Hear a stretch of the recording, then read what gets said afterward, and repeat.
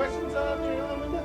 EFX. You gotta say it right. Okay, I'm FX. so sorry. EFX. Okay. No, I'm good. You're No, good? I'm enjoying this. This is great.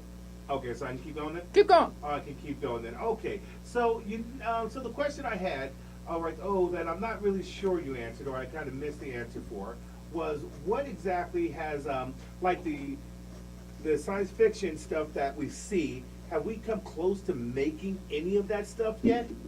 I mean, there's a lot of things that we're getting really close to, and a lot of that's made possible by space technology. I mean, you had the Star Trek guys on last week. Right. We had. We've moved beyond flip cell phones, but we had that flip communicator. Okay. We're developing.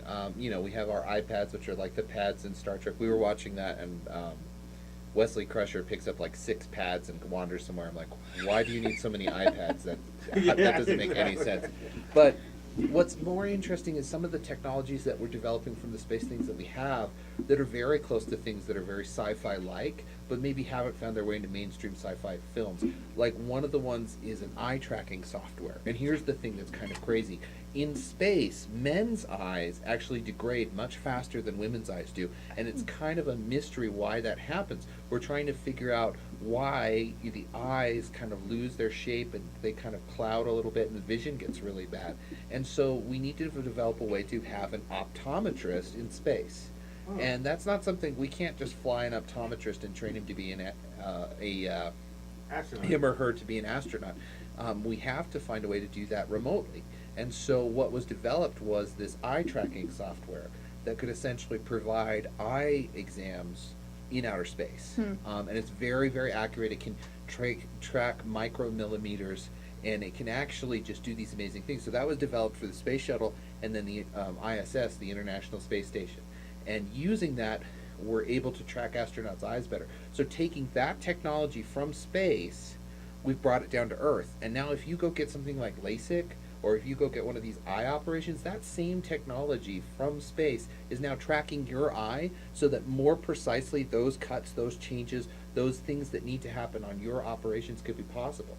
At the Space Foundation, one of our goals is to highlight this technology, so we have what's called the Space Technology Hall of Fame.